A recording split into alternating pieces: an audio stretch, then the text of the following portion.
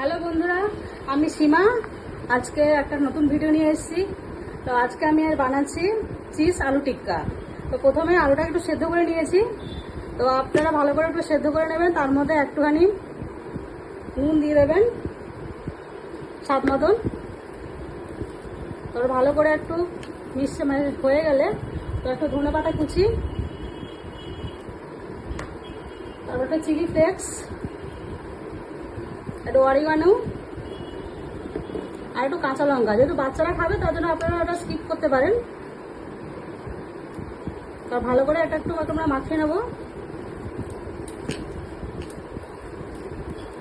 তারপর একটু কর্নফ্লাওয়ার দিয়ে দেবো। তো কর্নফ্লাওয়ারটা দিলে একটু ভালো বাইন্ডিং হবে। তো ভালো করে এটাকে ভালো করে একটু মাখিয়ে নিলাম আমরা।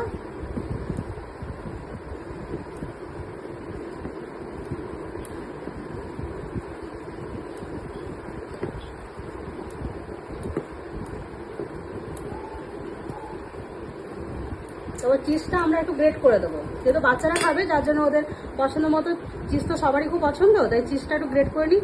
চাইলে আপনারা একটু বেশি করে দিতে পারেন, যারা বাচ্চারা খেতে খুব ভালোবাসে।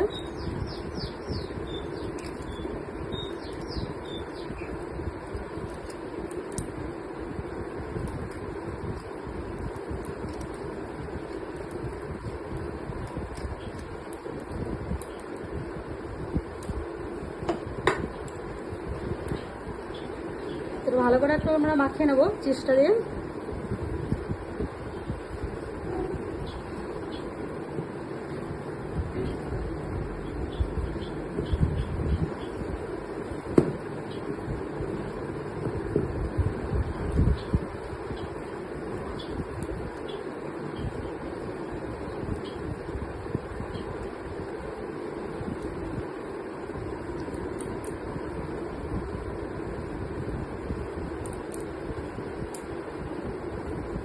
হাতে একটু আমরা তেল মাখিয়ে নিচ্ছি। তারপর একটু টিক্কি আকারে করে নেবো, যে যেরকম শেপে খেতে ভালোবাসেন।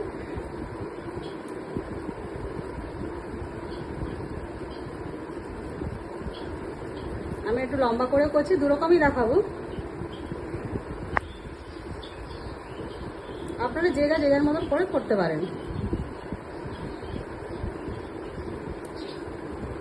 এইভাবে হবে। আমি আরেকটা শেপ দেখাচ্ছি।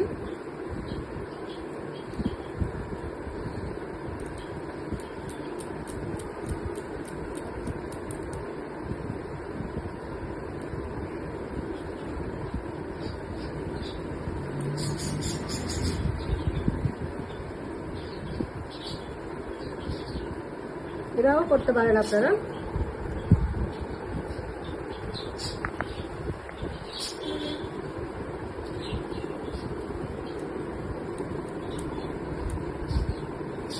যার যেরকম পছন্দ সেভাবে শেপ করবেন।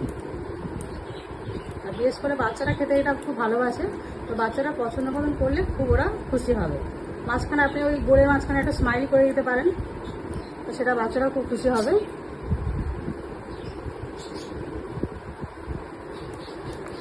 এরকম আমরা অনেক কটা করে নেবো।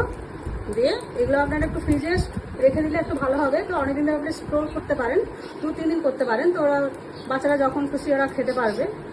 একটু ফ্রিজে রেখে দিলে একটু শক্ত হয়ে যাবে, তারপরে আপনারা ফ্রাই করতে পারেন। আপনি সঙ্গে সঙ্গেও আপনারা করতে পারেন। তো চলুন আপনাদের আমি একটা ফ্রাই করে দেখাচ্ছি।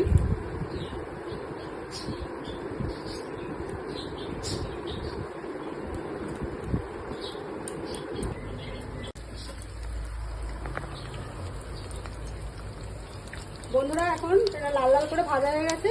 তো আমি একটু তুলে নেবো, তুলে নিচ্ছি। এভাবে দেখতে হবে। তো আপনারা একটু ফ্রিজে রেখে দিলে একটু শক্ত হলে একটু ভাজা করলে খুব ভালো হয়। এভাবে আপনি বাচ্চাদের সস বা মেয়োনেজের সঙ্গে দেবেন, তো ওরা খুব খুশি হবে। ভিডিওটা ভালো লেগে থাকে তো কমেন্ট করবেন, শেয়ার করবেন। আর যদি কোনো ভুলভাল হয়ে থাকে তার জন্য বন্ধু হিসেবে ক্ষমা করে দেবেন।